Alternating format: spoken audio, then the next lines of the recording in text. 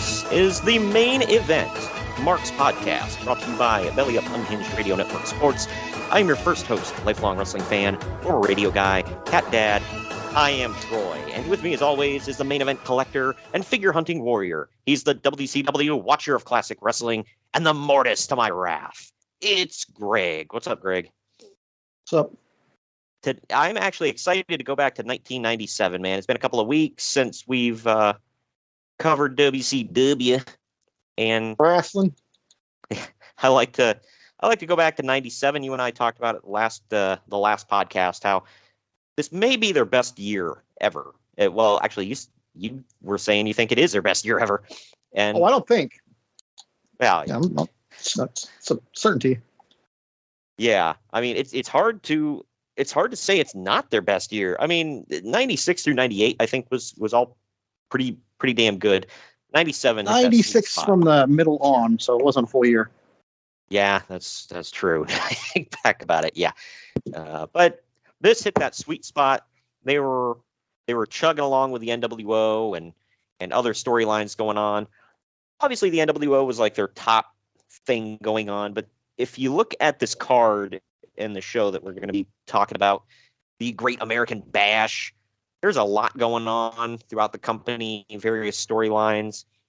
Obviously, none of them reached the level of the NWO stuff, but it was all pretty damn good to, moderately decent. We'll get to the stuff that's forgettable. We'll get to the stuff that's great.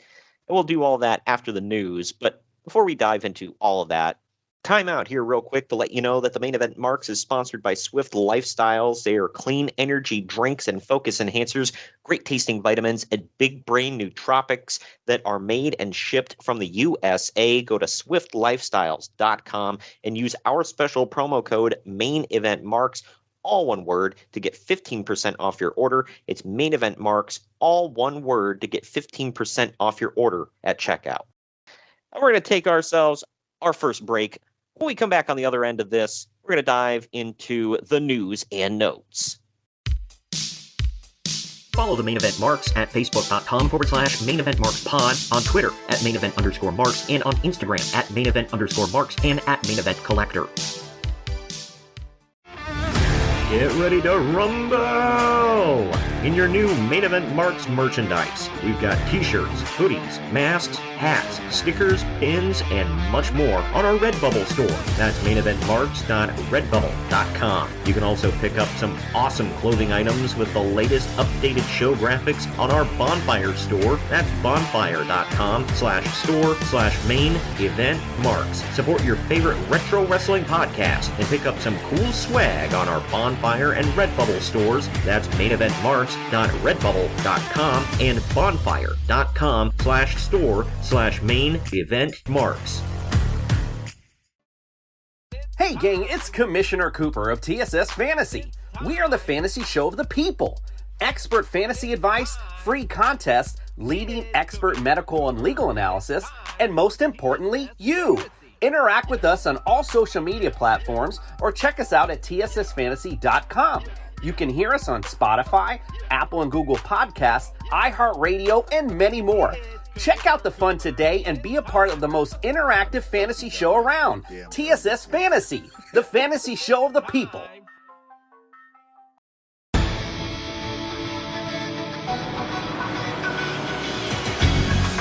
Main Event Marks are available wherever you get podcasts and on YouTube. Find all of our links on our link tree at linktr.ee/Main Event Marks. And we're back. We're back. Real quick, we want to let you know that the Main Event Marks is sponsored by Shock Energy. Shock Energy is a healthier alternative to traditional energy drinks that gives the energy that gamers need while in a long session without skimping on their health. Their products come in a powder form and you mix them into water. You can either choose from green apple or watermelon. You can also try both if you get their sample kit. Use our special link that is down in the podcast description, or you can simply go to shockedenergy.com at checkout. Use the promo code MAINEVENT, all one word, to save 10% on your order. That's promo code MAINEVENT, and you're going to save 10% at checkout. News and notes time. We're coming up just before July 4th here in the United States. Obviously, a big time for us here, but to honor that, we're going to be just a little bit. Yeah, I watch the fireworks and I go to bed. I don't know if it's really a big deal for me, honestly, but I'm talking to the grand scheme of the country. It was a big deal, but I mean the day itself. Yeah, I like to sometimes go to a festival or whatever, get something that's been put in dough and fried, and then watch things go boom in the sky. Hell yeah, man! No better time than go to the Leroy Fest downtown. I guess I take it back. That is America. Damn right. You go down to the Bubba Fest downtown, where you can count the teeth on one hand. It's the Bubba Fest. It's where you can count the teeth that you see on one hand. That's the Bubba. I was going to say that sounds like the whitest thing ever, but you just confirmed it. Thank you. Have you been to like a 4th of July fest or like a county not fair or something like that? Yeah, well, I was going to say that. There you go. When you go there, you'll know exactly what I'm talking about, and it's the same across the country. But yeah, you get some like middle-aged cover band up on stage playing, and that's the epitome of America. And then of course we end the day. We end the day, like I said, by playing really loud music and watching things go boom in the sky. I mean, America. Anyway. Good Lord. But this is the Great American Bash 97. For the news here, I had heard about these in the past, and I'm glad that we're here in the timeline to talk about this. 2 backstage fights broke out on Monday night, one in the WWF and one in WCW. First, in the WWF. Oh, I think I know the WWE one. Yeah. Shawn Michaels and Bret Hart got into a backstage brawl that led to both men being pulled from that night's Raw less than an hour before the show went on the air. Both men were scheduled to play a big role in the show. Hart and Michaels have had a long ongoing feud based in professional jealousy, with both men vying to be the top star of the company. And then this, I want to hear what you have to say about this. So I recently heard a Cornette. I recently heard a Cornette podcast on maybe not recently, but like it was it's kind of recent. Yeah. And he had said that he was sitting in the office, and then Michaels comes in and has like a handful of his hair and throws it down, says this is an unsafe working environment. But my favorite part though is I guess he said that Lawler was taking a crap. He was sitting down when this all came out. And he ran out his pants halfway down past his ass. Yep. Yeah, I had heard those same podcasts. That's my favorite part. I had heard that same podcast, and I think Bruce Pritchard backed up a lot of that stuff too. And Cornette, according to Cornette, he picked up the hair and put it in a bag because his ex-wife was a big Shawn Michaels fan. I'm like, dude, that's gross, man. And he said, didn't she think it was like a dead rat or something? Yeah. Yeah, man. But those stories I don't have a problem believing. It just like makes that up. Yeah, when you're willing to admit you're that freaking weird, yeah, I believe that. But Uncle Dave says this is ironic, the whole vying for the top star of the company thing, since both Steve Austin and The Undertaker have pretty much become bigger stars than both Hart and Shawn in the recent weeks. Do you agree with that statement? I mean, Austin's getting there. Undertaker's a champion at the time, so I agree with that part. But Austin, not so much, not yet. I mean, he's getting there. Post-WrestleMania. Yeah, this is post-WrestleMania 13 where he switched babyface. So this is, I mean, he's building up for it. I don't know yet if you can. Well, the Undertaker's not on the way up because number one, it's Undertaker, and two, he's a champion. So yeah, of course he's a bigger star. I mean, what the hell are you gonna? He must have been had nothing else to report that day. Well, however, and today I hear all the Catholics in the world praise the Pope for some reason. That's my news. Wow, I know, right? Shocking. However, the feud escalated a few weeks ago when Shawn believed Hart intentionally went long in his promo in order to make Shawn look stupid before Raw went off the air. Bruce Pritchard confirmed that Hart did go very long. Was this the one where he's in the wheelchair? It is, yeah. I remember Raw going off the air when I was a kid watching this. And he's still talking. Yeah, and then next week they show him Shawn super kicking him and then running. Yeah, that was supposed to be the end because apparently he was supposed to hit us. Pritchard says he had a certain cue he was supposed to hit. And when he said a certain thing, that's when Shawn knew to super kick him. And it didn't, and Shawn kept waiting and waiting and waiting, and it never came. So eventually, What would there be a cue for? Because he literally stands up and gets kicked. Like, isn't the cue just standing up? It might have been. Yeah, I don't know. But either way, he didn't super kick that in the chair. He kicked him back into the chair. Yeah, but yeah. Well, Bruce Pritchard did confirm on his podcast that Hart did go very long at the end, and they had to cut him off. He said, purpose? Yeah, he's like, I don't know if Bret did it on purpose. He's like, it wouldn't shock me that if he did do it on purpose, but he said we weren't happy with him, and Shawn was fired up, pissed. So either way, Shawn retaliated the next week with the sunny days comment, which naturally caused Hart a lot of personal trouble at home, as you would expect. People don't know he was he said something in a promo about Bret Hart having had a lot of sunny days. Yeah. And apparently the insinuation was that he was sleeping with Sonny, even though in real life, Shawn Michaels was sleeping with Sonny. And I guess it came from the fact that Shawn thought Sonny was... It's funny because he was the other guy that Sonny was sleeping with, and then Shawn thought there was an other guy with Bret. Like, good Lord. But Bruce said that came next from week on the Jim fact Springer. Yeah, right. Bruce Pritchard says that all came from the fact that Sonny was the only person that had like a private changing room, and Bret sometimes he was kind of a loner, so he would sometimes use her changing room when she wasn't there. So Shawn just thought, oh, well, they're sleeping together. Very high school crap, but either way. But he said... Yeah. But Bret had made it clear that he was going to attack Shawn when he got the chance, although most people didn't believe it, since Bret has such a reputation of being a professional because he's still got a hurt knee. So getting into a real fight wouldn't be wise. Prior to Raw this week, both Shawn and Bret had long meetings with Vince McMahon. At some point before the show, Hart went into Shawn's dressing room and yelled at Shawn about how his sunny days comment had affected his personal life. The argument then got physical, but was broken up quickly. But it seems that Shawn came out the worse for wear. A few punches were thrown, and here you go, and a large clump of Shawn's hair was pulled out, to the point where he was apparently given a major bald spot, and Michael's face was puffed up from the punches. Good Lord. And here's where, according to Jim Cornette and Bruce Pritchard, Shawn stormed into Vince's office, threw his hair on the floor, and said this was an unsafe working environment. Hart also apparently aggravated his knee injury during the scuffle. Bret was on top of Michaels, punching him when Jerry Briscoe and Pat Patterson and a few other wrestlers broke up the fight.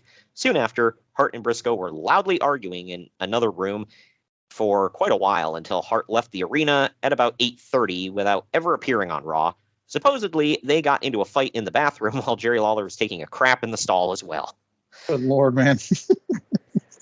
Can you imagine? You're just sitting there reading the paper, doing your thing, and then all of a sudden two dudes start beating the piss out of each other. Put your feet up. Don't let no one know you're in there. And you're a witness, and it's all a bunch of crap. Right? Hey, man. I didn't see a damn thing, dude. Hey, if there's one place where it's acceptable to have the crap scared out of you, it's probably there. Shawn was scheduled to face Brian Pillman in the main event, replacing Steve Austin, who legit injured his knee the night before. Go figure. However, Michaels was going crazy after the fight backstage, saying that he wouldn't work with anyone in the Hart Foundation group because he couldn't trust them. He eventually stormed out of the arena just before the show went on air. As he was leaving, he was loudly telling people that he was quitting, and said that if he could make it to Boston in time, where Nitro was being held, he would just go there. At this point, they had to scrap the entire script for the show and put on a new show altogether just minutes before they went on air. Mankind ended up... Say what? Do you have a date for this? I kind of want to watch this back. This is the week before Great American Bash. So, I don't know, 6 days prior to June 15th. So, yeah, nice. June 9th, 1997. Assuming that was the live show and not a taped one. Because here it says, Mankind ended up filling in to work the match with Pillman, but he's not fully over as a babyface yet, and Pillman is still working in tremendous pain and is limited, so the match fell flat. Plus, they had spent That's not why it fell flat. Plus they had spent a week hyping Austin versus Pillman, so the crowd was very upset at not getting that. Card subject to change. Still sucks when I'm not saying it's a suck. I'm simply saying they cover their ass with that little thing on the bottom of the ticket. Yeah, so unfortunate, but doesn't stop them from the crowd being like "F this." So that's probably what the main of. Yeah. Real quick, let me run down this card. Ahmed Johnson LOD against the Nation Domination. That was Crush, Savio, and Farouk. British Bulldog versus Goldust. That went to a count out. Headbangers versus Philip LaFawn and Doug Furnace. Oh, hell yeah. Main event anywhere in the world, man. Look at this one. This must be that famous one. I didn't even know this is part of the show. RVD versus Flash Funk. That must be the one where he's with Jerry Lawler. So that must be the one where he appeared on there just that one night. Oh, yeah. Well, this is a popular show. Yeah. So that's actually getting ahead to one of the news stories. Sid versus Owen Hart. Rockabilly versus Bart Gunn. Wow. That's okay. And then Mankind and Brian Pillman to a DQ. Dark match was Shamrock Sid Undertaker against Neidhart, Owen, and Bulldog. Good Lord. That was probably fun for the crowd. Yeah, doesn't sound like a bad show. But keeping with Raw here, on Raw, Vince McMahon acknowledged the incident, saying that both Hart and Shawn had been sent home for unprofessional conduct to explain why they weren't on the show. Jim Ross acknowledged the fight on the WWF hotline and emphasized that it wasn't an angle.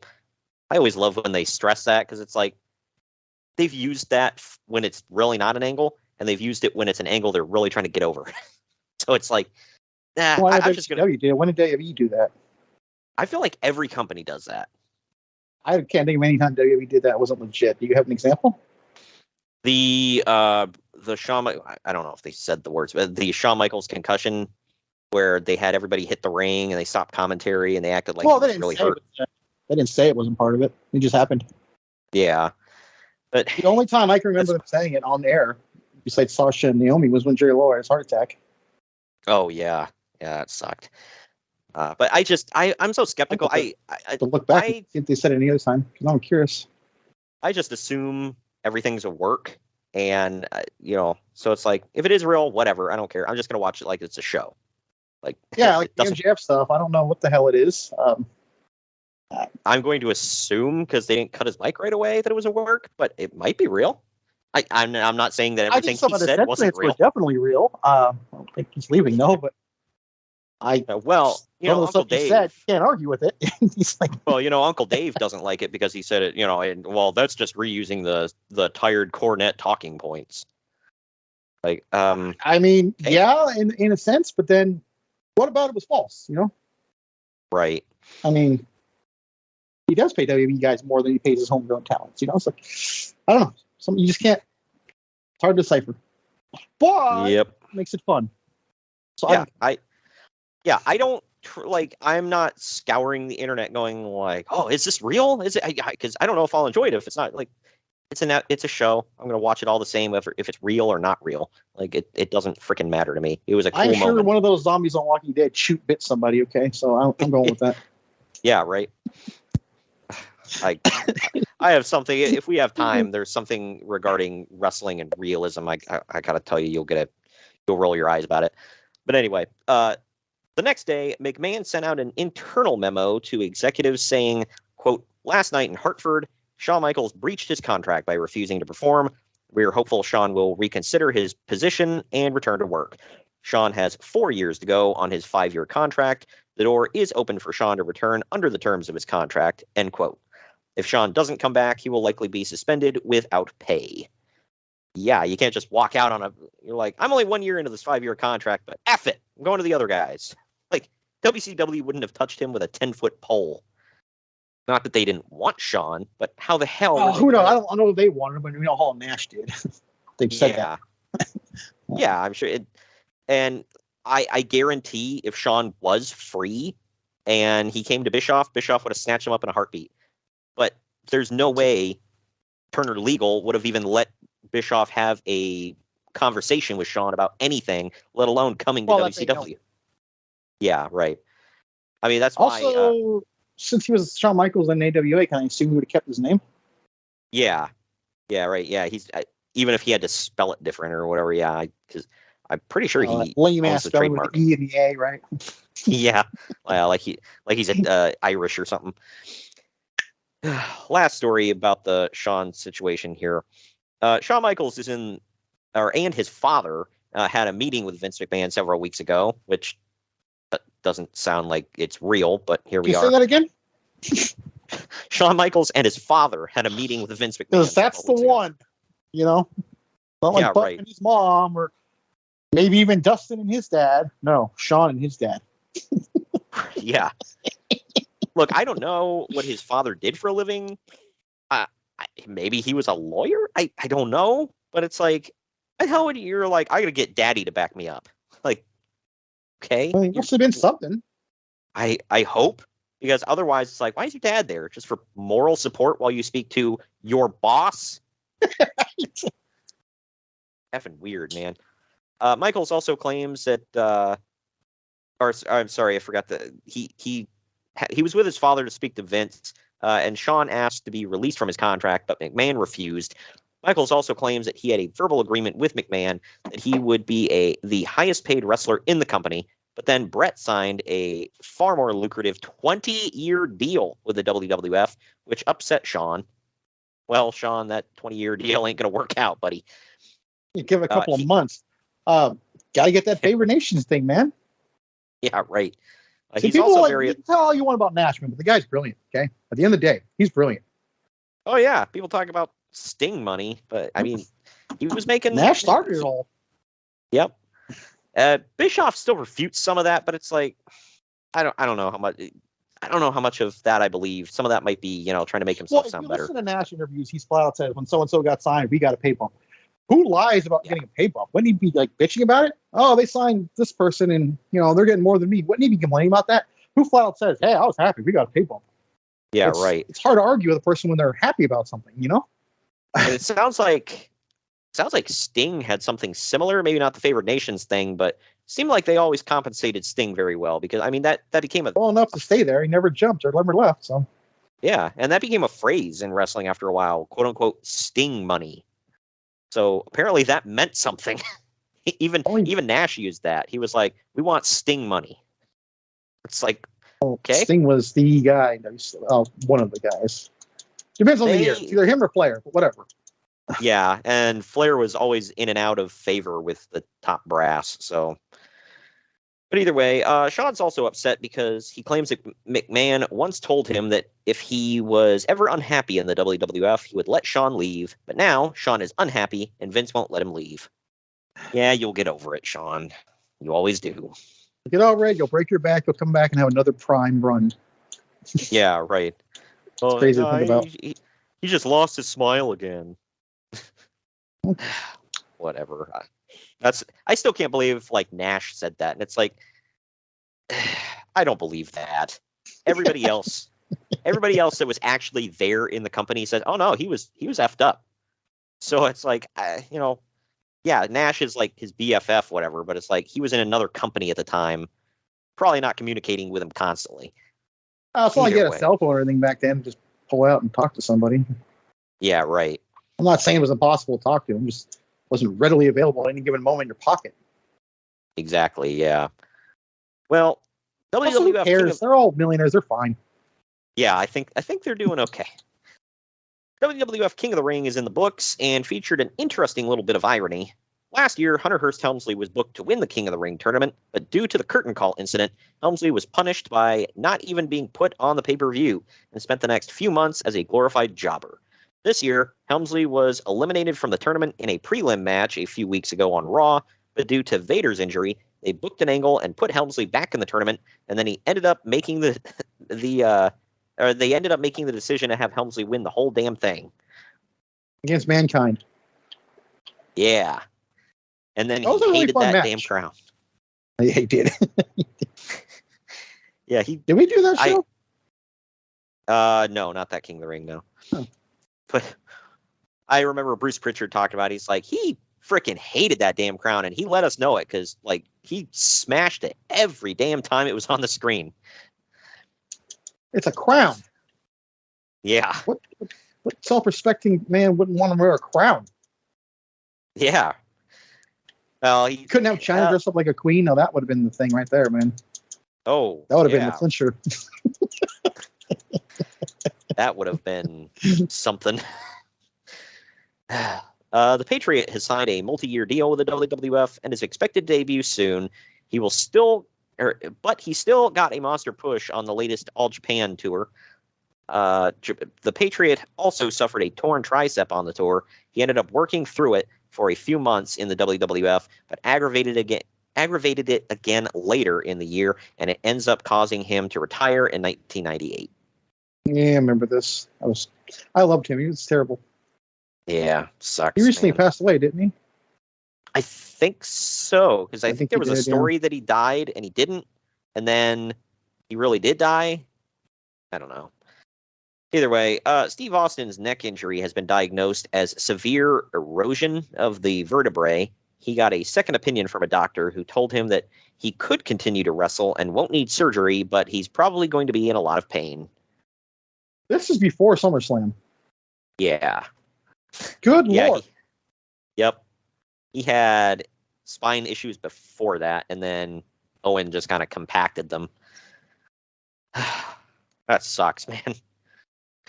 But any plans for WWF doing an exploding ring match with Atsushi Onita have been scrapped and never really existed to begin with. It was discussed, but never got past that. You don't effing say. Wait a minute. Hold the phone. You mean to tell me Atsushi Onita went to Vince McMahon, suggested they have an exploding ring barbed wire death match on pay-per-view for the WWF, and Vince didn't just jump at that idea? Mm-hmm. Well, get in, pal. I'm gonna do it. What kind of booker is that, man? Freaking idiot! Left money on the table. He probably couldn't afford sparklers. Oh my gosh! Yeah. Something tells me WWF in 1997 could have had a bigger boom than AEW in 2021. I guarantee it, but at what cost? I don't mean financial. Well, I guess it's kind of financial, but. I don't know. I still go back to that and like, how? Not that could have gone well, in my opinion, but good Lord, that sucked. And as much as, and I know you hate death matches of all shapes and sorts, I didn't completely hate the match until that finish. I didn't think it was like the greatest thing ever, and I wasn't like, oh my gosh, this is awesome. But I didn't think it was horrible. And then that finish, and I'm like, well, this sucked. No, that happened. Yeah, it's like, so are we all just going to sit around and pretend that didn't happen? Because I saw it. No, you didn't. That's the problem. I saw them sparklers come out of the corner. Like, you didn't see nothing, okay? I'm sorry with the cover-up, too. But, well, Eddie passed out because he had PTSD. Shut up, and dude. His heart gave out on him. Shut up. Yeah, and then they had him wrestling, right after that. Because, you always go wrestle after your heart goes out on you. Yeah, right. Hey, you know what? They had to come up with something. I guess it was the I would have just been like, hey, I thought it was going to explode. It didn't. I just stayed down. And then I realized it didn't. Got it. Boom. I would have bought that. Yeah, but at the same time, it's like, then why were you dead weight and you just like laid there passed out? Well, I guess they didn't pile it on. Yeah. If he wouldn't have done that part, if he would have just got up and been like, well, didn't happen. So, I'm up now. Then then it could have been like, all right, but they kind of backed themselves into a corner with that one. Vader's court date for the Kuwait incident, Oh, yeah. is this week, but he doesn't have to go. His lawyer will be able to go and plead his case for him. Oh, well, sending his lawyer into the belly of the beast, huh? Hey, so they're paid for, right? Yeah, it's like, hey, I pay you enough. You'll be okay. Report back. Please report back. Please don't die. Yeah, right. WWF has signed a few new guys who are training with WWF trainers. One of them is a former pro football player named Darren Drozdoff, and they'll likely send him to USWA for a few months. Where he'll go puke on their TV. Yeah, if you only tell the man to go back and get the hell out before something bad happens. Yeah. Yeah, I know. It's like, you ever see those memes where it's like women with a time machine and then men with a time machine? It's always something stupid. Yep. It's like men with a time machine.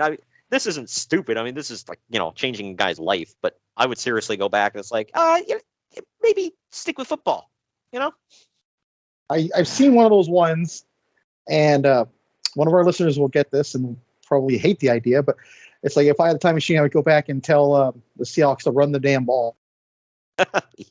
Yeah. Oh man, do you remember? You know what I'm talking about? Yeah, you're talking about against the Patriots, right? Yep. Yeah. Why don't you just run the damn ball?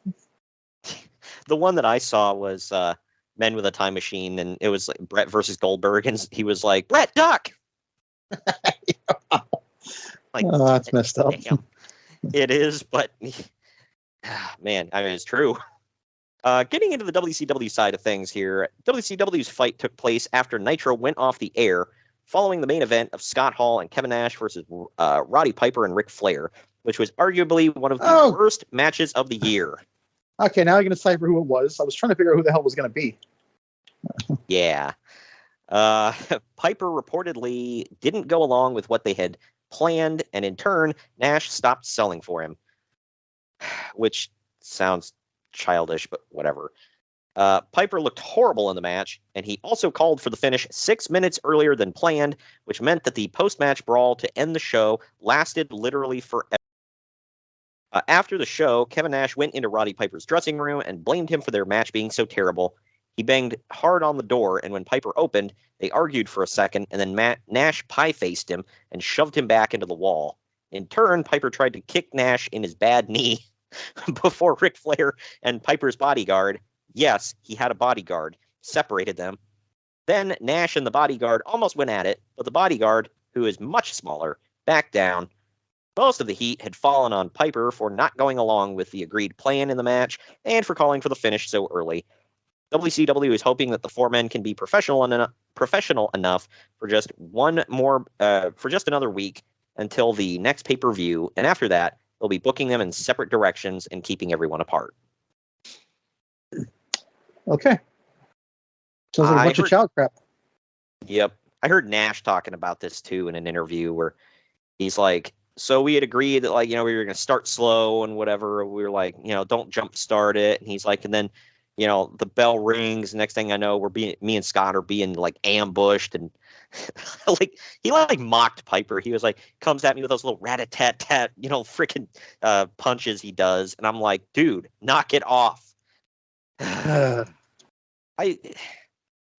calling for the finish that early though, that had to suck, because I think you and I had talked about this, where it was like, that just seemed like a WCW staple, where it's like Nitro had to end with a giant brawl that lasted forever. Yeah, it was always an afterbirth of a match that never had an ending. Yep. So, to your best recollection, do they keep these guys separated after this? I think so. Yeah, I don't recall them having anything. The four of them. 97, he's going to go face Hogan at Age in the Cage, right? At Halloween Havoc. Yeah. Nash is going to be feuding with the Horsemen for the most part in the War Games. Yeah, I guess so. Yeah. Well, on positive news, WCW Nitro this week broke all company attendance records. The show was sold out with over 18,000 people. It also broke the company gate record with over $240,000. They also had a show. They also had a show the night before in Buffalo that drew over 13,000. Okay, hold on. Just pause for a second. What Nitro is this?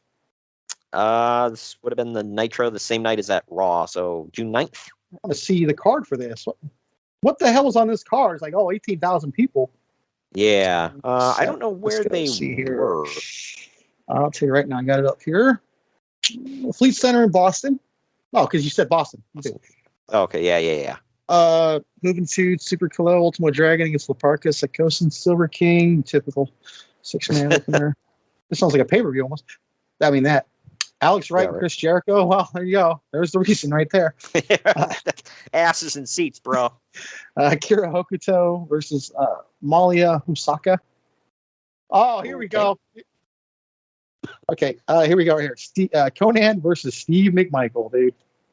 Oh yes. I used the asses and seats line a little too early. In the middle of the card, by the way, Lex Luger defeats Hollywood Hulk Hogan, non-title match. Oh well, yeah. Why would you make that your marquee match? Looks like Jeff Jarrett beats Dean Malenko for the U.S. title, and Yeah, Flair not and bad. Piper beat the Outsiders by DQ. I mean, it was a horrible show, but like, wow, okay. Yeah, maybe Going off of this, there's Boston- no dark match, but Yeah. Yeah, I don't know. Apparently, the week before in Buffalo did really good too, including merch sales. It was the biggest money-making weekend in WCW history.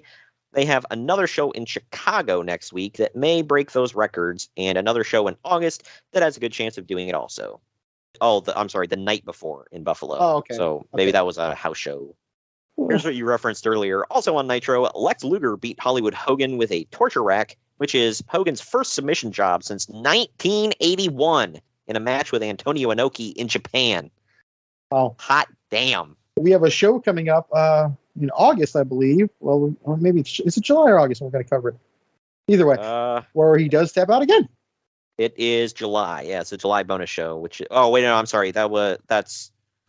You're correct with that. Is correct. It is August. July is also a Nitro that we're covering, but it's from a year after the August bonus show that we're going to be talking about. So either way, WCW is trying to negotiate a deal with EMLL for two reasons. For one, Sorry, they don't real want. quick, what is that? I'm just curious. It's now Context is king. CMLL. Oh, okay. Context is king, pal. Yeah, right.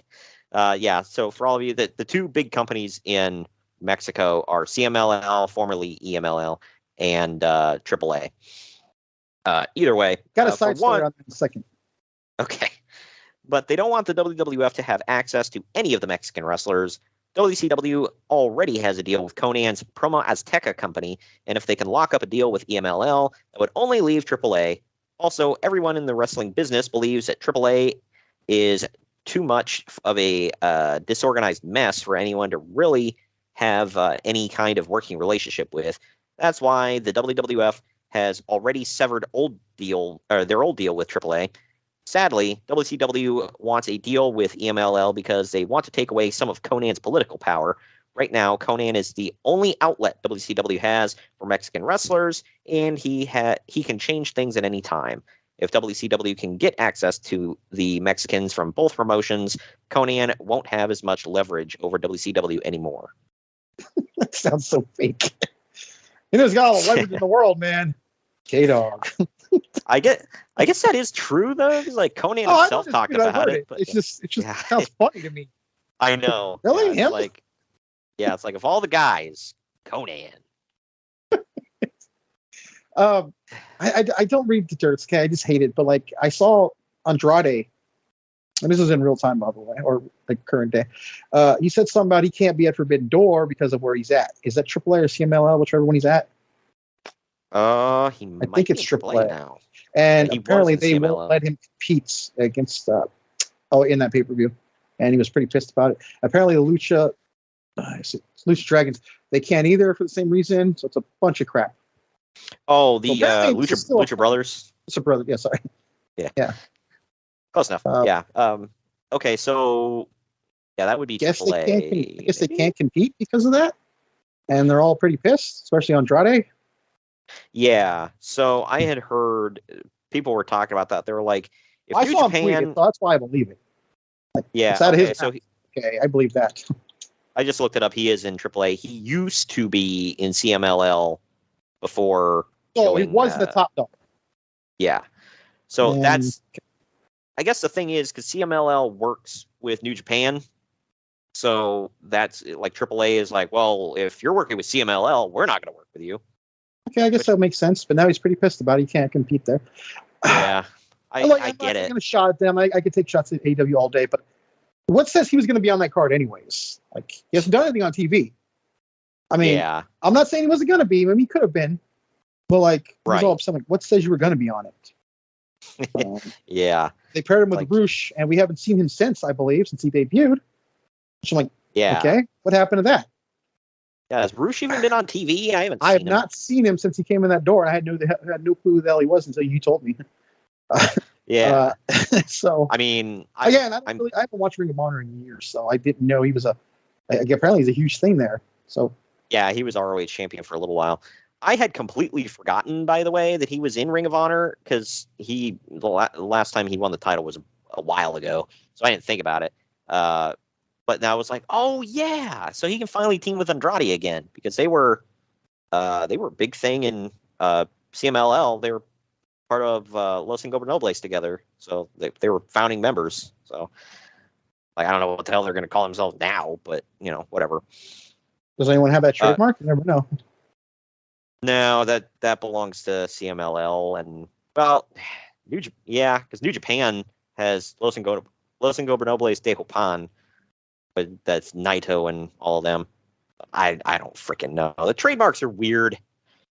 I just I love can't how keep it straight. you, the white guy, knows all the Spanish stuff more than me, the part Mexican. That makes me laugh. Yeah, right.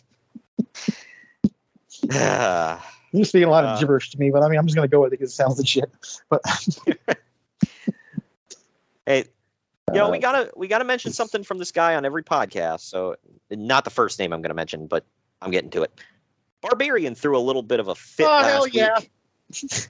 He threw a fit last week about doing a submission job to Chris Benoit. However, this is a guy we got to mention on every show. Terry Taylor insisted on it because they're trying to get tapping out over as a thing for the fans. I'll never forget Bruce Pritchard talking about when he re-debuted in the WWF as just Terry Taylor, and he grabs a mic and he says, "I'm back," and somebody in the crowd just goes, "Arr, arr, arr." It didn't help, by the way. He used the Red Rooster's theme, just minus the rooster noises. Yeah, No one realizes that, I don't think. That was the same thing. I'd have to go back and look because I don't remember his run as just Terry Taylor, so I'd have to go Yeah. back and watch. I think he was terrific, It's- Terry Taylor, and he was in a Royal Rumble, I believe, or 93, I want to say. God, yeah. And you and I talked about it's like he was a damn good wrestler, pretty good on the mic. He had I liked him as a commentator. I thought he was pretty good when I heard him on Sunday Night Heat. I mean, he didn't Yeah. blow me away, but right. I guess it just he had a tendency to be kind of a Richard. So there well, you he's go. still in WWE. He's in NXT, I think, now. So He's well, at least hey, someone sees value. he's known how to kiss the proper amount of ass nowadays. And I think I've said this on a prior episode. Ain't a damn thing wrong with that. yeah, right. You can make Hey, some money whatever. by kissing some ass, dude. yeah, as long as Get you're on not, your knees, both lips, both cheeks, more. right. Anyone ever seen Dumb and Dumber? But anyway, Good lord. As long as you're not compromising all your principles and you're making a good living and Right. you're employed, whatever. killing no Yes. one, raping no one, or anything like that. Just Yeah, right. name me the person who's never kissed ass to get ahead. Come on. Uh-oh. Yeah, right. And if you haven't It's- and you've gotten ahead, then you're one of the fortunate few. Right. Ted DiBiase has been telling people he will be returning to WCW soon as a babyface announcer. He's been out for a few months now, traveling the world doing religious work. He will be back. He will be a manager. He will not be announcing. Yeah, didn't he manage the Steiners when he comes back? I think I'm pretty sure the episode that we're going to review, the 100th episode, is when he debuts as their manager. I'm pretty sure that's the one. So Yeah. this is a good companion piece. Stay tuned. Yeah, right. He yeah, and another thing about Sorry, that story, by if the way. anyone heard that, I don't know what the hell I said to activate Bixby, but whatever. Yeah, I had no idea during this time that this was when he became a Christian. So I thought it was later after all of this, but kind of funny, by the way. that It's he started- Go started ahead. I dyeing want to his see if hair you're going black. to say what I'm about to say. He started dyeing his hair black and wearing like all dark Oh. suits. Whatever. I was going to say it's kind of funny he turned into a Christian and then had to leave the NWO. Like, is that a thing? Yeah, we have Yeah, that. right. Like, well, I can't be seen in this group anymore. I think they kind of play for the other side. I can't. Turner Broadcasting has told WCW that they can't use any more words like damn or ass. Oh, Damn it. Stupid ass. Okay, this also reminds me of something too. The night Hogan faces Goldberg and loses the title to him. Yeah. Hogan comes out of the thing and he says, "I'm going to kick Goldberg's butt." Wow, that sounded so lame. Now I get it. Okay. Yeah. I always I remember that because I was like, it was like he really wanted to say ass, but he you could tell he stopped himself and he thought about clearly it. Because he took a pause. Butt. Yes. I was like, was he doing that like because he was cleaning himself up, or like I don't know. Now we know. I don't know why that stuck out in my head, but it was always so lame. Even when I was a kid, I'm like, why didn't you just say ass? Yeah. Well, the fact that he paused and thought about it was what stuck out to me. I was like, did he mean to do that? I don't know. But it's funny. All these years later on a Turner station, they're saying everything but the F word and the C word on TV. Well, MJF did use the F word and got through. So who did? MJF. Really? Did you see the promo with him? I did. I could. Well, actually, you didn't watch it live. They might have bleeped it out. It was not bleeped out on the live version, at least over here. Because that last. He clearly said the F word. That last thing when he starts going on the tirade, they just like bleeped it out completely, and all you hear is beep for like 2 minutes. Yeah, so that didn't happen here. Yeah, there was a couple of beeps, not a long one. Wow. Yeah, so there's that. Anyway, getting into the ECW stuff earlier, this is kind of stuff we were talking about, but this kind of dovetails off of that. In possibly the biggest angle in ECW history, Jerry the King Lawler debuted at the ECW arena to thunderous heel heat, getting one of the loudest responses in company history. The angle started that morning on USWA TV, where they announced Tommy Dreamer would be coming in to face Lawler next week. They aired a taped interview where Dreamer basically cut a shoot promo talking about the sad state of USWA these days. Then, that night, at the ECW arena, the lights went out. When they came back on, Lawler was in the ring. Sorry. 2 weeks in a row we're talking about that. Lawler was in the ring. It's a major wrestling pod thing if anyone doesn't get it, but go on. Nice. But Lawler was in the ring and helped Rob Van Dam and Sabu destroy Tommy Dreamer and several other ECW faces, including Paul Heyman. Lawler is scheduled to face Dreamer at ECW's August pay-per-view, which is that Heatwave? I forget. Yeah. Okay. WWF is involved in the angle as well. I always thought that was kind of clever, actually. I'll give him that. Yeah. 2 nights later, Heyman and Dreamer appeared on Raw to a huge crowd response. Van Dam also worked a match on the show, and eventually Heyman and Dreamer got into a brawl with Van Dam and Lawler.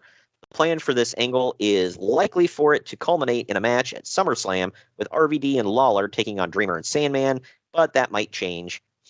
I like how he's baking that into the cake. Yeah. Wow. We give that man a crap. Man, he's kind of smart. He built in his plans will change in there. I like that. You got to respect that. He's covering his own ass right off the bat, man. Look, hashtag plans might change. But if the match doesn't, if the match doesn't happen at SummerSlam, it may happen at the next In Your House pay-per-view in September. Hashtag plans change on that too. Happens on WWF. Okay, let's just get it out of the way. Right? Yeah, I think they saved that for ECW. They should have. Why would they want to pop their own pie? Yeah, right. Good Lord. I did laugh a little bit, all right, it's not that I laughed. I was thinking about, I always get it confused because Lawler showed up a couple of times and the lights dropped. This was not the time I was thinking of where the lights dropped, came on, and it was Lawler and Cornette was with him. And Cornette like whacked, like Tommy Dreamer was down on the ground selling, but I guess he wasn't selling. And Cornette whacked him with the racket and he didn't sell it. And he's like, "Oh, you're hurt." And apparently Lawler Singapore caned Tommy Dreamer right in the nads and legitimately hurt him. The point of where he had to go to the hospital. He said all testosterone drained out. Holy crap, dude. Yeah, I've never heard of somebody clenching my legs right now thinking about that. Yeah, I've never heard of somebody having to go to the hospital to have their nuts drained, and not in a positive way either. If you told me this, like, hey, guess what wrestler had to go to the hospital to have their nuts drained, I would probably say that idiot Nick Gage. Right. Sabu and Rob Van Dam have both quit All Japan Pro Wrestling. Sabu's reason for quitting was because he was upset at being booked as a lower card guy. How dare they? Who was only there to put over people. He finally Isn't that all he's good for? Basically. I'm gonna get some crap from Sabu fans. Good lord. He finally abruptly quit after being told to put over Giant Kimala II in a match. No clue who that is. Van Dam had considered quitting for a while anyway, for some reasons, so he just chose to leave with Sabu. Okay, there you go. Whatever. Perry Saturn's knee injury is far worse than originally thought. Not only did he tear his ACL and meniscus, but he also broke the kneecap and tibia. My God, that's your whole damn leg. Nah, he might have some cartilage behind the cap. Yeah. He's scheduled to undergo major surgery this week. You don't say. Yeah. Well, they said major because I would have been trying to figure out if it was just that or a procedure. Right. Yeah. He'll. It's just what do they call it when you're at? You get to go home the same day as a surgery. Outpatient procedure. But anyway, he's expected to be out of action for a year. Although Paul Heyman thinks that he'll be back way sooner. Quite the optimist, huh? Oh, he'll be back very soon. Yeah. Just he won't be back in ECW. Right. Regardless, Saturn has continued to work matches, although doing limited stuff. Even still, in one match, he even climbed the top rope and dropped an elbow, landing on the side of his good leg. Also, the Eliminators... at least he's responsible. Yeah, right. Hey, he only did one top rope move, okay? He's smart about it. Also, the Eliminators still didn't drop the ECW tag titles this week, as expected. On the biggest burying of the lead I've ever seen, Uncle Dave casually mentions that Saturn's son also died a couple of weeks ago. So yeah, he's had a rough few weeks. I didn't know about that second part. I didn't either. I would have maybe left that part out. Well, it's like the guy who's I'm like getting this secondhand from the Observer. And he's right. It's like Uncle Dave is like, oh, he's got an effed up knee and he'll be out of action. He didn't drop the tag titles. By the way, his son died. Like, what? Could have sugarcoated a little bit more or left it out. What an ass. That's like, how is that not the lead? Like, Saturn's son died a couple of weeks ago, so he's having a pretty rough time. He's injured. Not also his son died. Like, good Lord. Like, well, it's not, I'm not laughing. It's not funny at all, but it's like, well, the son dying really only affects him, whereas him getting hurt affects all wrestling. So I prioritize that. Yeah, sadly, that might be his thought process. What an ass. Yeah, it's just maybe he's just oblivious. I'm trying to give him the most generous interpretation possible for that, because otherwise, yeah, you're right. He's a complete a-hole. I don't know. Either way, at WrestlePalooza 1997, real name. Tommy Dreamer ended up getting 20 stitches. Sorry. Tommy Dreamer ended up getting 20 stitches in the back of his head from a chair shot from Rob Van Dam. Damn. Well, do you know, that'd be the highlight of his year. Yeah, right. Terry Funk was in bad physical shape and had a pretty bad match, with a lot of people saying that it was sad to watch. Stevie Richards also cut a promo. Yeah, but what else is new?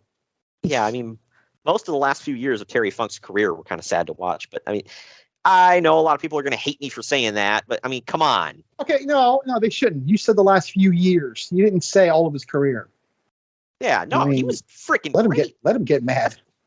That's why it was sad to watch, because he's better than that. Look, I say the same thing about Jim Ross right now announcing. When people are like, well, what are you hating on? Like, because he's not what he used to be, dude. He's terrible now. And yeah, I stand by that. He's still the greatest ever, easily. But now he's not good. Yep, he could be a lot better. That's for damn sure. I don't think he completely sucks right now, but he's not great. I have to agree to disagree on that one, but I'll say this: if they replaced him, I wouldn't be heartbroken about it. Well, I should rephrase that. Depending on who they replace him with, I wouldn't be heartbroken about that. I mean, if they got rid of him, Tony became the top guy, and they brought in Caprice Coleman, I would be totally cool with that.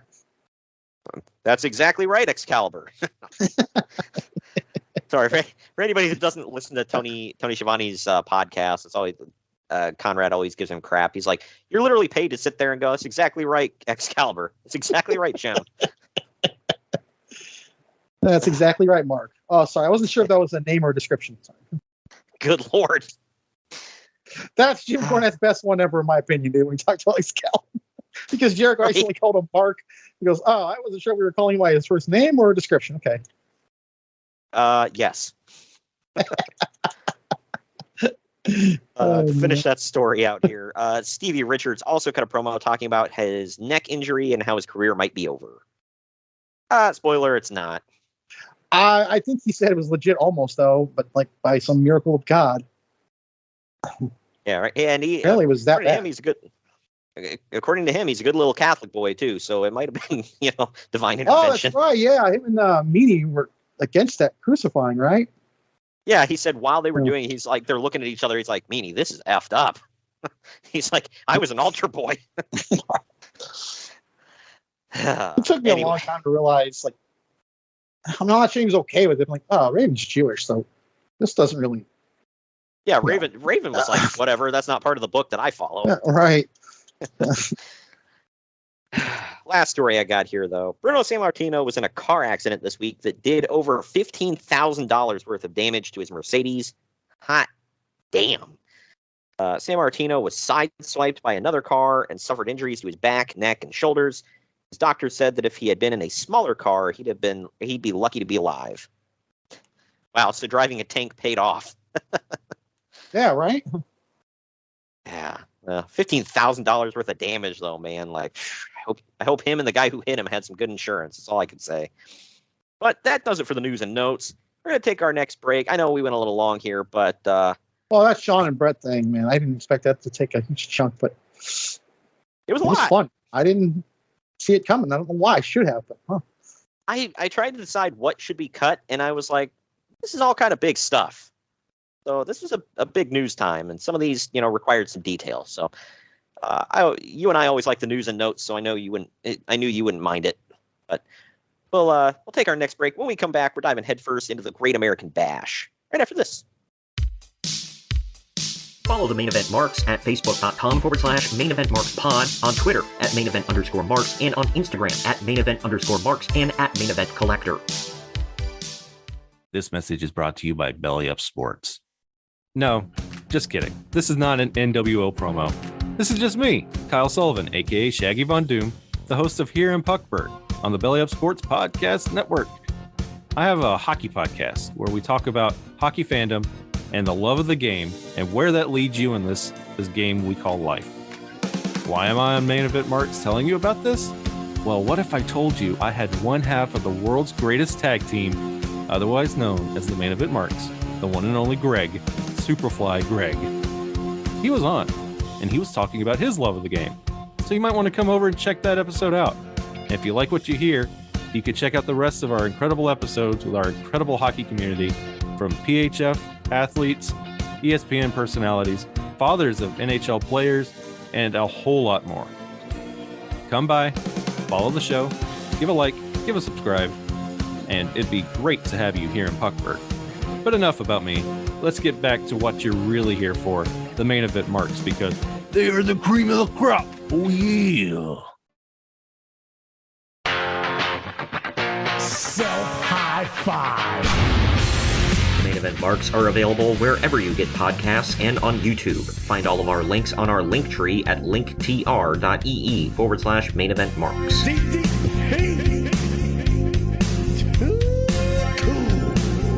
And we're back.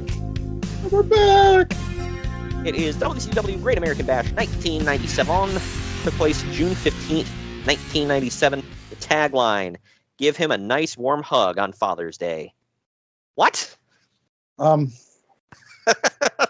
sounds more like a Mother's Day thing to me. Yeah, like there's nothing wrong with your dad. It's not, but it's odd. Yeah, look, I'm not putting down hugging your dad, but I mean, I don't know.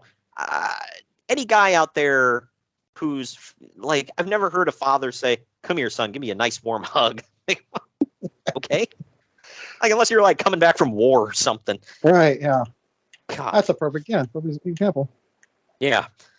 The venue was the. Sorry, I had to laugh at the name of this arena. Get it out. I love this. The name of the arena was the Mark of the Quad Cities. Oh my God. In Moline, Illinois. Where the hell is Moline? Not Chicago or Rosemont, I guess. Yeah, no, not them. It's Moline. Ugh, God. Anyway, the attendance was 9,613, and the pay-per-view buy rate was 0.60, which amounted to 220,000 buys. That's not bad. You were one of them, right? I watched this pay-per-view. Okay. Ye old scrambler box, not at your house. I didn't watch it at my house. I didn't own one of those. Yeah, hey. Well, first of all, statute of limitations. Second of all, it wasn't his. Hey, I watched it, okay? I didn't look away, but, whatever. I saw things. Someone puts it on, I might watch it. I don't know. What are you doing? The hell? What was I supposed to do? Look away? Come on. Anyway, we get an all-American. Not a lick of Italian in me, by the way. Yeah, no, that's all me. Well, we open the show with an all-American opening video before getting into the show. It is Psychosis with Sonny Ono versus Ultimo Dragon in 14 minutes, 20 seconds. Because if you're going to start this show with anybody, the Mexican and the Japanese guy. Yeah, right. I didn't even think about that. Yeah, a great American bash. Bring out the Mexican-born guy with the Japanese-born guy in his corner against the Japanese-born guy. Yeah, okay. And see, Vince got crap for, I guess, cutting the great American part out of it when they just called it the bash. Yeah. This is proof right here that he might have had some merit to it. Just saying. Yeah. I still thought the bash was a stupid name, but it was totally lame, yeah. But not quite as bad as Great Balls of Fire, but it's up there. Either way. That, the Great American Bash is actually a thing again. It's on NXT. So there you go. Yeah. Coming up in a few weeks. Keeping it alive. Anyway, Sonny Ono gets involved a couple of times in this one. In the end, Psychosis gets his Irish whip reversed when he accidentally gets kicked by Sonny Ono. Dragon then locks in the Dragon Sleeper on Psychosis and gets the submission victory. Uncle Dave gave this 3 3/4 stars. I gave it 3.5. What say you? I gave it 4. I love this. It's perfect. I love both these guys. Yeah, they could never do wrong together. Yeah. Ultimo Dragon is probably the most criminally underrated cruiserweight they've ever had. Yeah, it kind of sucks that he didn't have a better run in WWE, but I can't say it's from lack of trying on WWE's part. Like, they did push him a few times. I think he was just used up by then. Yeah, right. It's kind of the Vader effect, By the time they got him, Vader was... If he'd only had him 10 years earlier, Yeah, right. And then, unfortunately, the biggest thing he's remembered for in WWE is him running to the ring at WrestleMania, tripping on his cape. Yes. He did have a pretty cool entrance. I have Jack's figures of both of these guys, by the way. Of course you do. Oddly enough, they never made a Mattel of him, and I think that he probably owns his own likeness and won't let them because he's not there. Yeah. Oddly enough, though, I think Psychosis went on to have a better career in WWE. Yeah, one of the Mexicools at something. Hey, it was Dude's idea. Yeah. Stereotypical as it was. Why did they listen to Hoovy? Hell for if anything? I know. Like, because he's the one, juice, man. Yeah, rule number 1, don't listen to Hooventude about anything ever. Rule number 2 to infinity, it'll all fall into place. Right. I know times have changed or whatever, but even back then, I was looking at this going, oh my gosh, this is so damn racist. Oh, yeah. My dad was flabbergasted that they put that on TV. I'm like, yep. But either way, after the match, Ultimo Dragon threatens Sonny Ono, who takes off with Psychosis. Backstage, viewers are asking Chris Benoit questions on WCWWrestling.com. And then we go to the Harlem Heat of Booker Ray and... God dang it. Booker Ray and Stevie T, which, by the way, was Stevie Richards' move in WWE. Wow, yeah, that's true. Booker T and Stevie Ray. God. It's okay. Combined You can leave it in now because, it works. Yeah, right. I combined them into one person. But Booker T and Stevie Stevie Ray Ray would have benefited big time. They were one person. Anyways. Okay. Yeah, right. He would have been at least half talented by that point. He did leave the NWO. You shut your mouth. Okay, move on. So they have Sister Sherry in their corner. They're taking on the Steiner brothers, Rick and Scott Steiner. The winners become number one contenders for the WCW World Tag Team titles. This goes about 12 minutes. In the end, Scott Steiner body slammed Booker T, and Vincent ran in and elbow dropped Booker, getting the Steiners disqualified. Uncle Dave gave this a 1.5 stars. I gave it 2.5. I always like when Harlem Heat and the Steiners hook up. What say you? I'm happy with you. I always liked it when they faced off. This match sucked. I'll give it 1. It wasn't great, I'll say that. The ending was complete, just stupidity. Anyone doesn't know why they were feuding with the, obviously everyone was, but they were a huge feud with the NWO, and Vincent wanted to cost them the match. And can we give them some credit for logic, though? Like, okay, they're mad at them, so instead of beating them up, they hit their opponent, so it costs them the match. Yeah. It's kind of logical, so you got to give them credit for that. Yeah, it at least half makes sense. So I'll say that. What was why funny Vincent was the one they used to do it instead of someone like Norton or Bagwell or something. But. Because this happened after the match. This is why. Yeah, I know. Because after the match, he puts up the fist, at towards Harlem Heat, hey, brothers and whatever. And Harlem Heat is like, yeah, sure, and they turn their back on him. And they're just happy they won. I love how that's the thing. Like, he puts up the fist, hey, Black Power, whatever. And they're like, whatever. They walk off. But they leave with Sherry. And the Steiners jump Vincent. Who wouldn't want a team with Vincent, though, man? Come on, dude. Yeah. I don't understand why they walked away. Wembley. He did. Him and Nails, dude. Yeah, right. Is that coming up, by the way? Is that coming up in this year? Yes. Yeah. Yeah, there you go. Coming up. For that. Idea. Yeah. Idea. We're doing the August watch along for that match. Boom. Mark it down. Oh, hell why not? Yeah. It's the match that sold out Wembley, and it's only 3 minutes, so it wouldn't take that much time for us to do anyways. But let's do it. Yeah, he sold out Wembley with the guy who claimed that Vince McMahon touched his pee-pee. Yeah, there you go. First of all, if it was going to be somebody, Nails, it probably wouldn't be you. No offense, but God. Dude, anyway. Shawn Michaels, the boy toys on the roster at the time. Why would he pick Nails? Yeah, right. Drop them, Nails. God dang it. I want to see what everyone in prison saw. All right, move on. Anyway, they beat. Oh man, this is not making air. I'm telling you. Anyway, the Steiners end up beating Vincent down. They rip his shirt off, and they hit the assisted top rope bulldog on him, and then they drape his ripped NWO shirt over him. Rumor has it that when they ripped Vincent's shirt off, Vince McMahon regretted firing him because he looked so vascular. God dang it. That's a rumor. Look at him. His exact words was, God dang it, look at him. Also, all jokes aside, he always did look like a wrestler. Oh, yeah. He was tall as hell.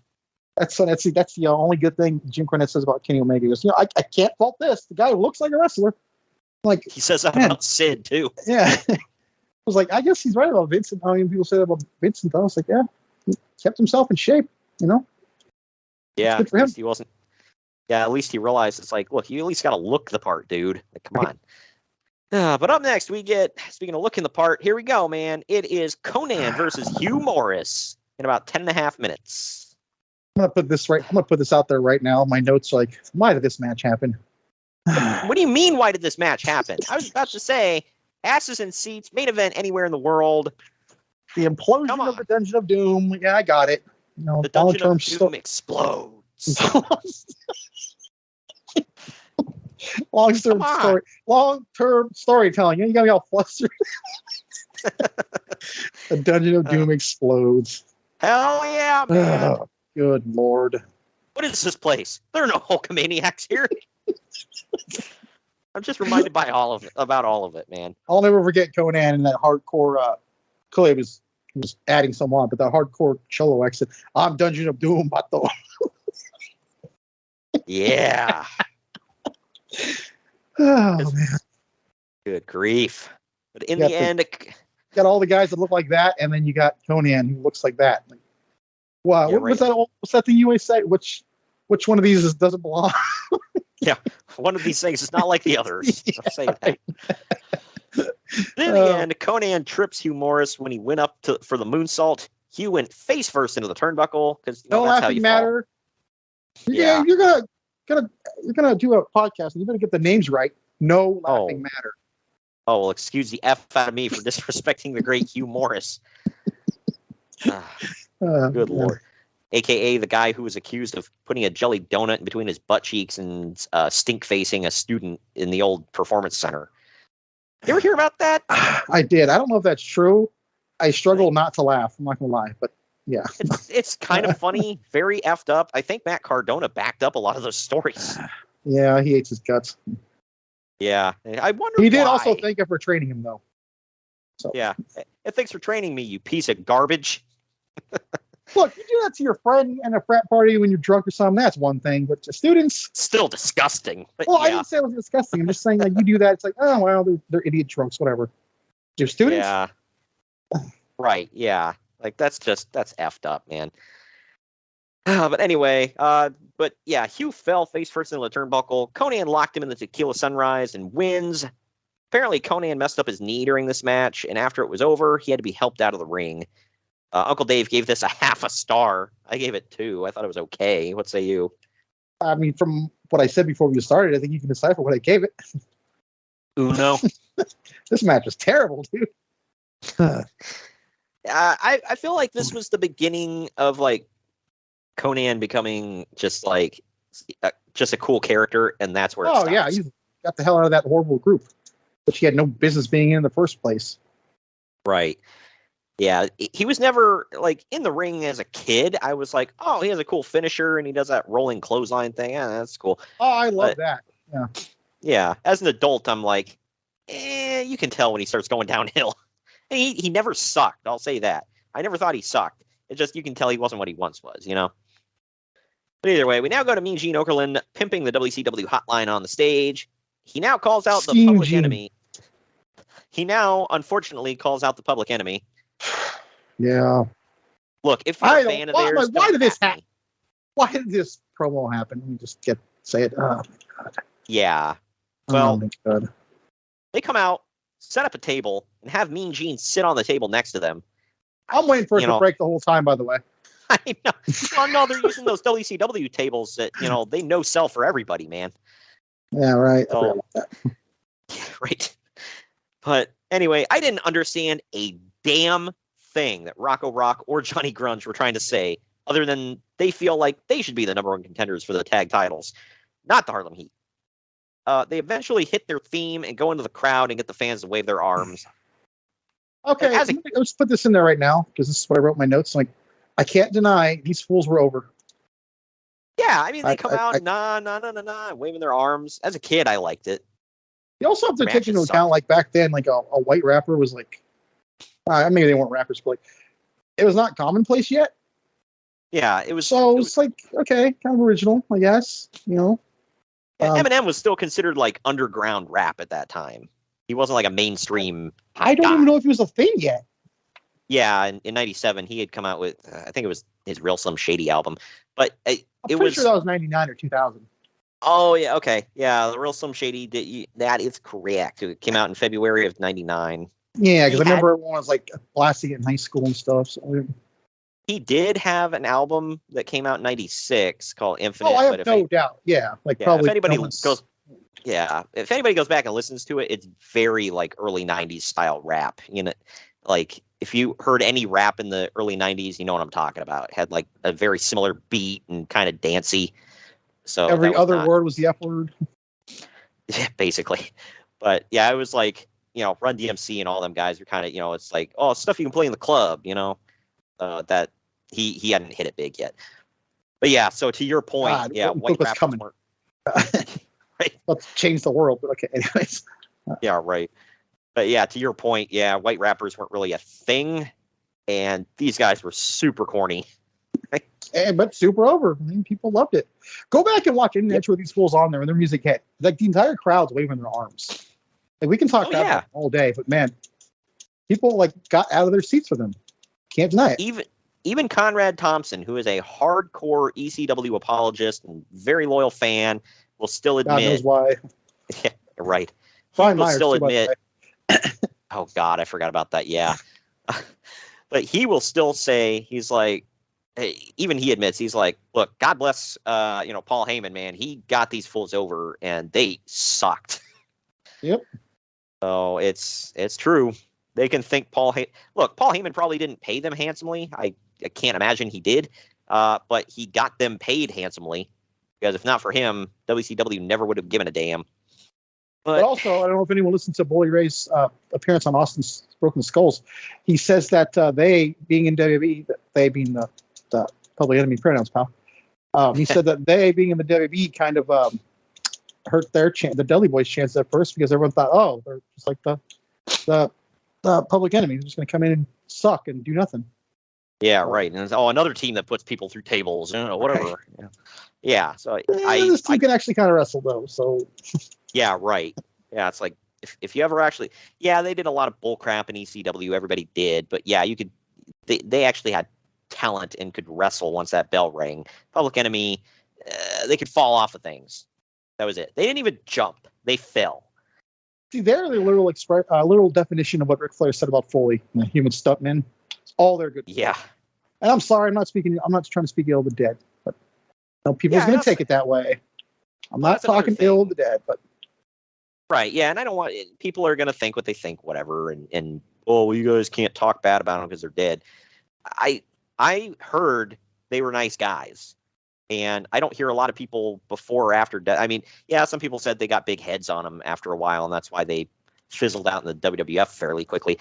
But other than that, I don't hear a lot of bad things about them. So as people, I'm sure they were fine. We're talking in-ring work.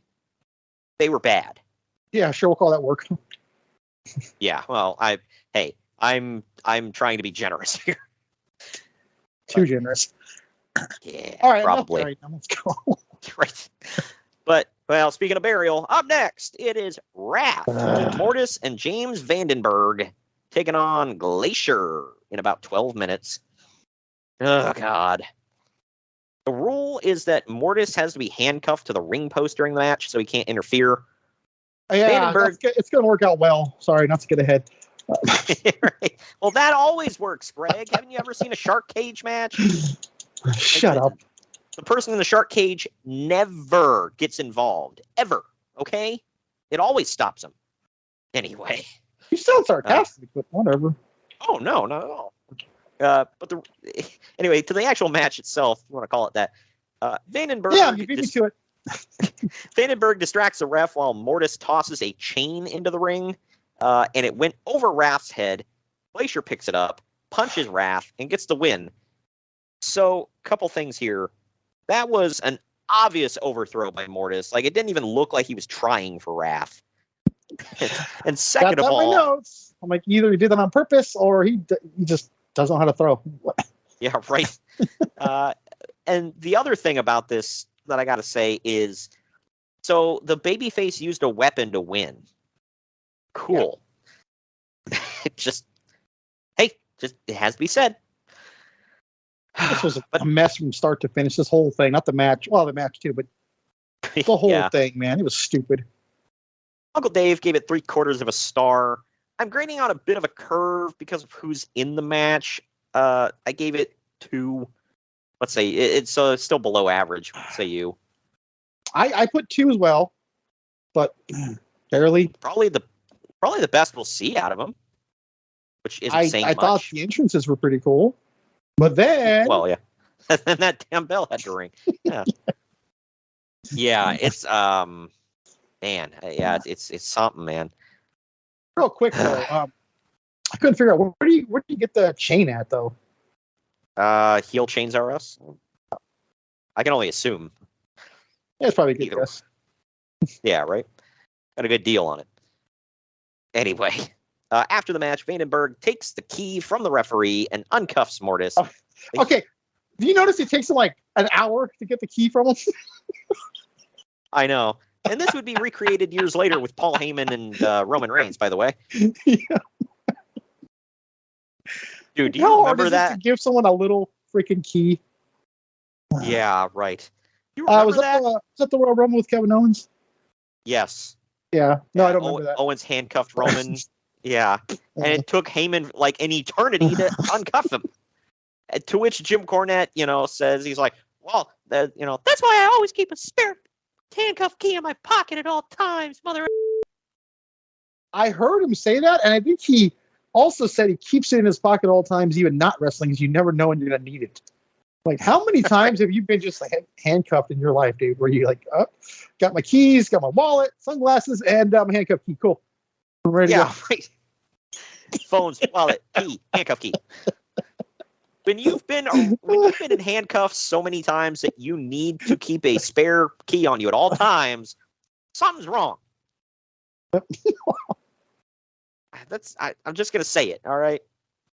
The heels jump Glacier and handcuff him to the top rope. They beat him down before the referees hit the ring and split them up. Oh, good. We're gonna get more of this. Because you can't just let it die. You can't just let it die a merciful death, man. No, the cat's got to come and do some stuff. Yeah.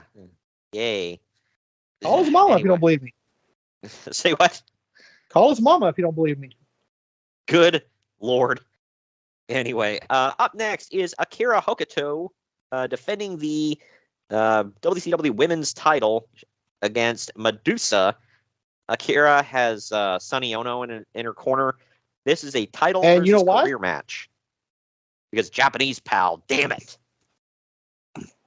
That's my story, I'm sticking to it. Hokuto works the left leg of Medusa throughout the match. Not that anybody gives a damn, but this went just over 11 and a half minutes. At one point, Medusa manages to hit her bridging German suplex to zero reaction from the crowd whatsoever. And Ono trips her leg, breaking up the pin. Akira Hokuto ends up hitting a Northern Lights bomb for the pinfall win. Crowd boos a little bit. You could have heard a mouse pissing on cotton during this one, and it's kind of sad. Uncle Dave gave it 3 stars. I gave it 2. What say you? I'm with Uncle Dave. I love this. I thought it was great. Give it 3. I was like, this. Yeah. I didn't expect it to be this good. I was really into it. It wasn't bad. I won't say that. But yeah, I don't remember what happens with Medusa now. She's lost her career. Obviously, she comes back, but I don't even remember the aftermath of this now. I'm like, I was trying to figure it out. Probably should have went and looked. Yeah, because Uncle Dave speculates about that afterwards. He's like, if she really is gone, he's like, where the hell is she going to go? Because like, WWF isn't going to take her back, and there's not really any other place unless she goes to Japan, and I don't know if she'll want to go do that. Spoiler, she doesn't go do that, but I don't know. I wrote actually in my notes, this is probably the best women's match they've ever had in that company that I've seen. Is this like the end of that? Like, yeah, because it was the previous year she was feuding with Bull Nakano, right? Not in previous year. I think it was previously. I think we just covered that. No, we didn't just cover it. Yeah, I mean, like recently. Yeah, well, because I know is that Hog Wild they had that match. Maybe I want to say it was Hog Wild because Medusa rides like a pink motorcycle to the ring, and that's the only reason I remember this because Medusa has like a pink motorcycle, and then like Eric Bischoff even rolled his eyes about this. They had Bull Nakano ride like a little like Toyota or Tyco whatever like motorcycle to the ring, and he's like, of course we had to put her on the Japanese motorcycle. Okay, Tyco makes toys. So okay, so yeah, it's not Tyco. Whatever. It's not Toyota. I can't think of the freaking name. It might have been Honda. Isn't that just? Okay. I want to say it was a Honda model. I was going to say Toyo tires because that's a huge thing now, but I don't know if it was back then. Right. Yeah, I want to say it was a Honda that she rode to the ring. And you said Japanese motorcycle. There you go. It's good enough. Yeah, Honda. Anyway, Hokuto attacks Medusa's leg a bit after the match, drawing a mild reaction. Dude, the crowd did not give a damn about this match. I don't know why, man. I thought this was damn good. I mean, yeah, I mean, if it had a bit more of a crowd reaction to it, I would have. Not saying that had anything to do with my rating, but it's like I would have when the crowd's really hot into it, it makes me feel it more. Good, bad, or indifferent. But this, they didn't give a damn. And I was like, that sucks. Because, I mean, yeah, this match was not bad. So, I don't know. I don't get it. But after I feel like when I'm watching these back, I don't really pay attention to the crowd's dead. I only notice it if they're alive. Yeah, I've always done that where, I like if the crowd is like red hot even when I'm watching it, because I don't go to as many live shows as you, obviously. So it's like when the crowd is red hot, it's like that makes me feel a little bit more like almost like I'm there in person, but not always. Either way, after the referees get Hokuto out of the ring, Medusa sits there and cries. A trainer and the referee Mickey J help Medusa out of the ring, and Mean Gene Okerlund comes up to her with a microphone. He says it was 8 years ago when Medusa blew out her knee, but the real concern is that Medusa's career is over. He asks Medusa if she has a response to losing her career. Medusa shoves Gene away as the crowd chants, "Leave her alone! Leave her alone!" I was like, damn, they're turning on Mean Gene. I thought this was a poor placement for an interview. They could have done it backstage, but I mean, I get it. Yeah. Like I said, the crowd turned on freaking Mean Gene. I was like, damn. It was like one of the only most universally loved people in all of wrestling, too. So that's important to note. Yeah, that's saying something right there. But yeah, that's not good. Anyway, up next is Chris Benoit versus Meng with Jimmy Hart in his corner. It is a return death match. This match, dude. Wow. It went about 15 minutes. Benoit jumps Meng outside the ring to start the match and then chases off Jimmy Hart.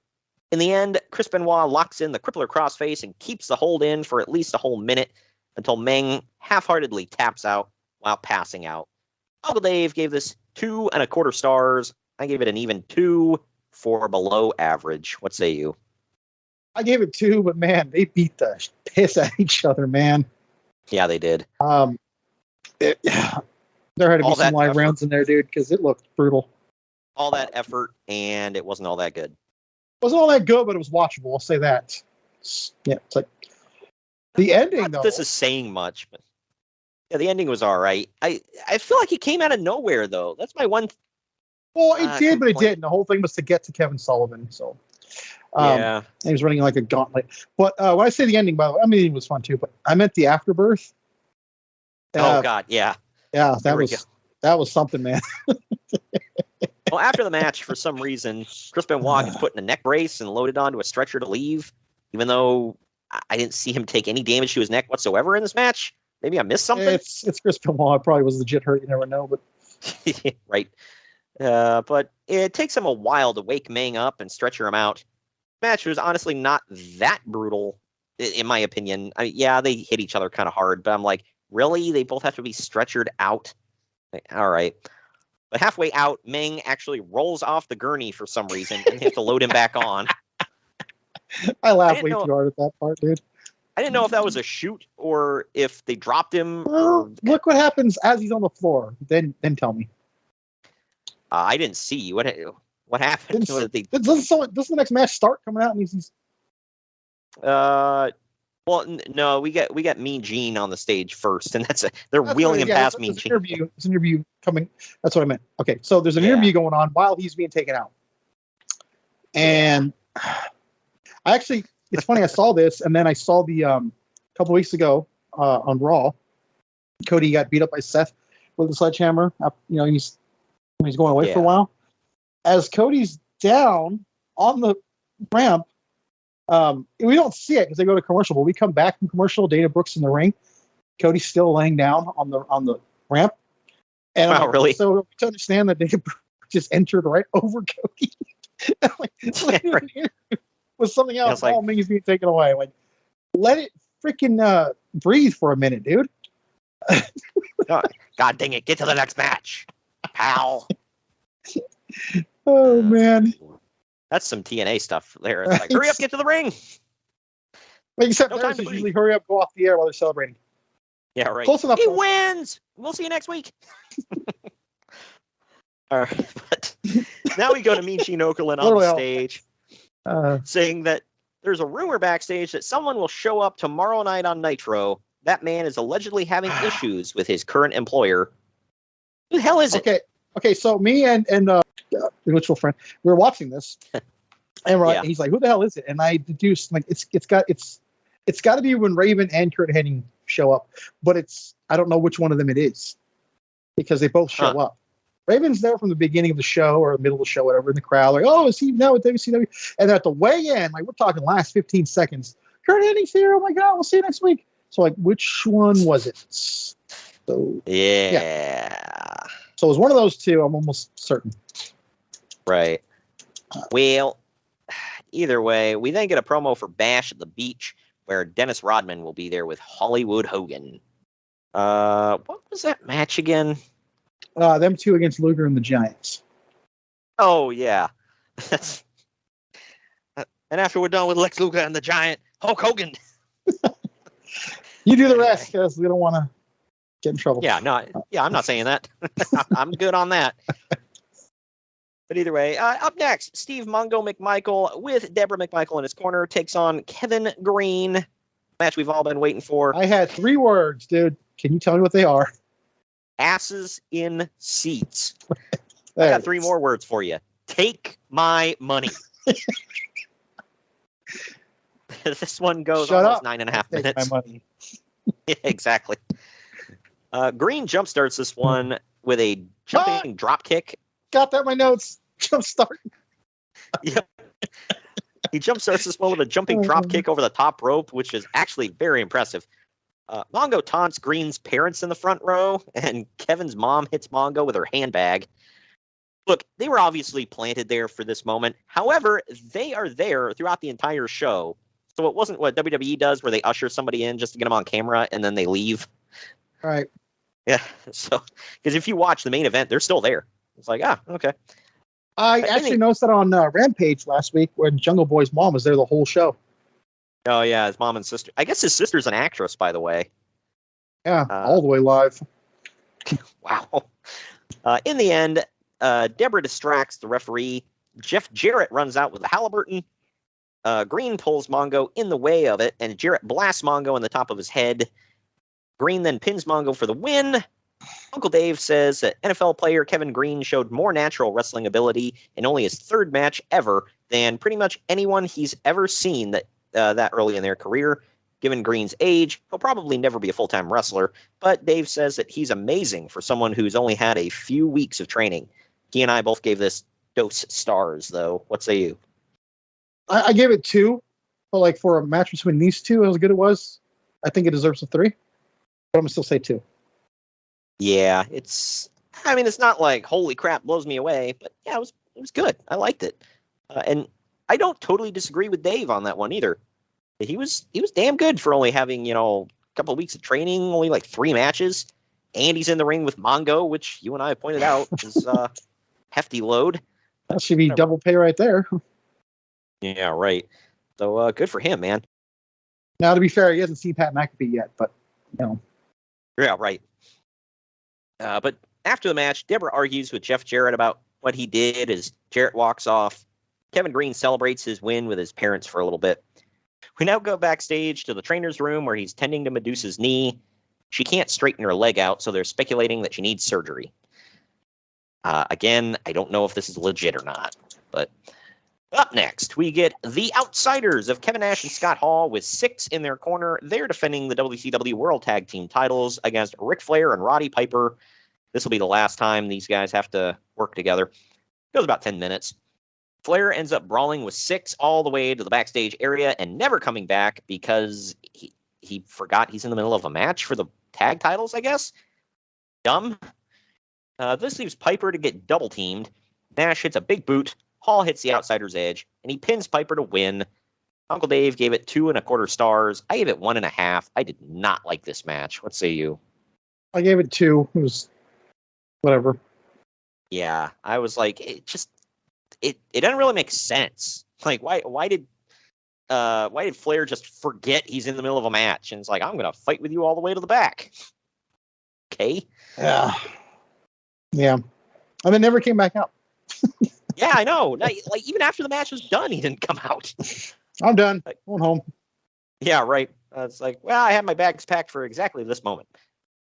But Roddy Piper seems pissed after the match and confused as to where Flair went. He slaps a top turnbuckle and he leaves. We're about to get into the main event here, so that means we're going to take our second to last break. When we come back, it's main event time right after this. Follow the Main Event Marks at facebook.com/Main Event Marks Pod, on Twitter at Main Event _Marks, and on Instagram at Main Event _Marks and at Main Event Collector. Good morning, good afternoon, good evening, and good night. My name is Thomas, and what's your name? I'm Alan. Alan. Oh, yeah. We're brothers. That's right. Yeah. I Got forgot the that. same mother and father. Your room was... Oh, we shared the room. Shared a room. We shared a room. Thought I knew your face. Yeah, from we go somewhere. way back, mate. Yeah. We should do a podcast then. We have. We do a podcast. We do a podcast. What's it called? The Broadcast. Yeah, that was planned. Yeah, well. What do we do? Well, we cover all different things in the world of pop culture. We're talking about comic books, we're talking about professional wrestling, and we're talking about movies. Go back and watch classic retro wrestling events, the likes of WWE, WCW, and if you do like that, you can check us out on Apple iTunes, also on Podbean, Anchor, and on Podknife. Also check us out on Twitter at The Broadcast. That's BROKAST. I nearly stuffed up the ending. No, it's all right. Good on you. Yeah. Instagram also at The Broadcast Podcast. Remember, we don't spell it with a C. We spell it with a K. Sorry, mate. Take it easy.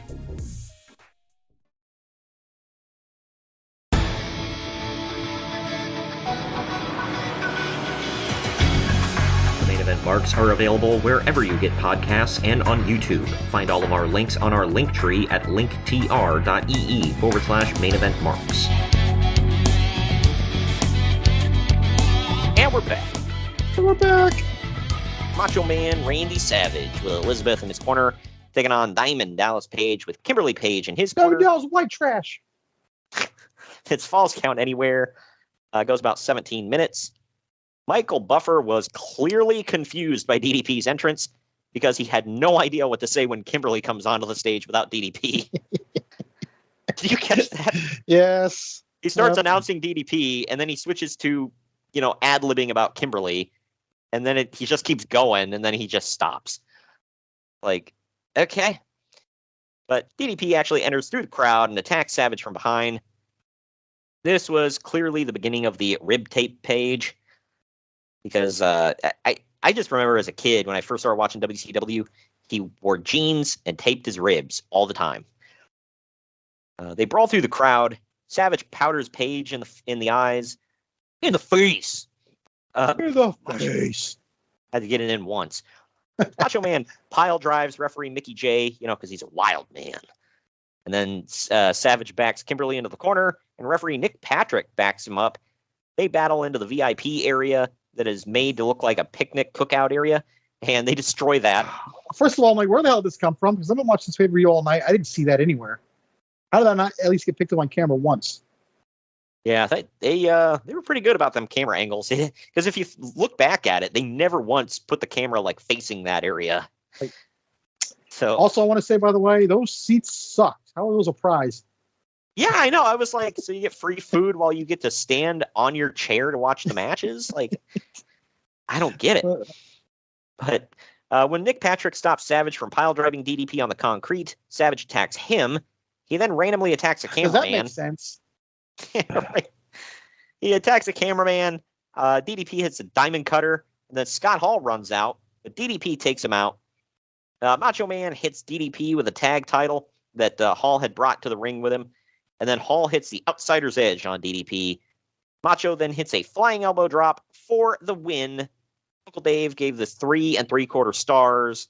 I gave it 3. It was a mess, but it was fun. What say you? I gave it 3. Not their best match. Their best Yeah. match, by the way, is already in the archives at Spring Stampede. It was fun, Yeah, though. go back and listen to that. Yeah, it was fine. Was this their final lockup this year? Or did I they think keep it was their going? final one-on-one on pay-per-view. I'm pretty sure. Okay.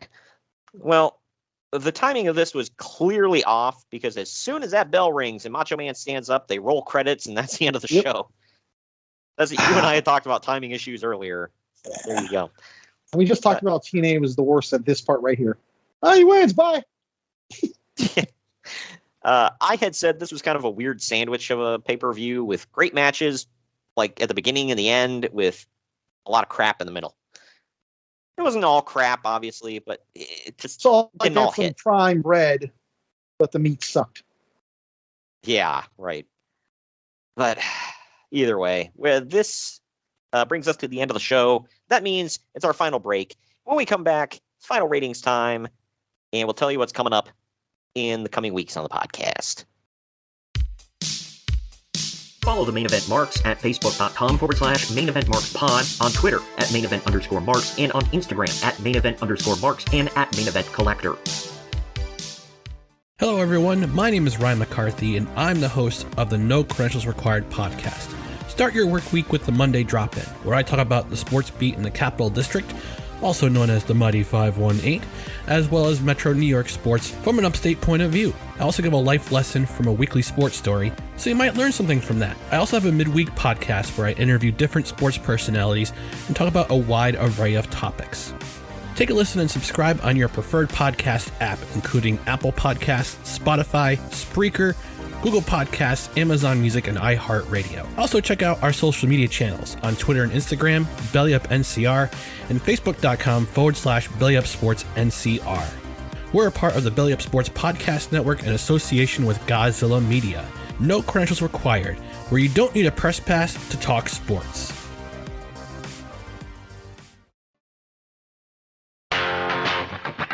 Self-high five. The Main Event Marks are available wherever you get podcasts and on YouTube. Find all of our links on our link tree at linktr.ee/Main Event Marks.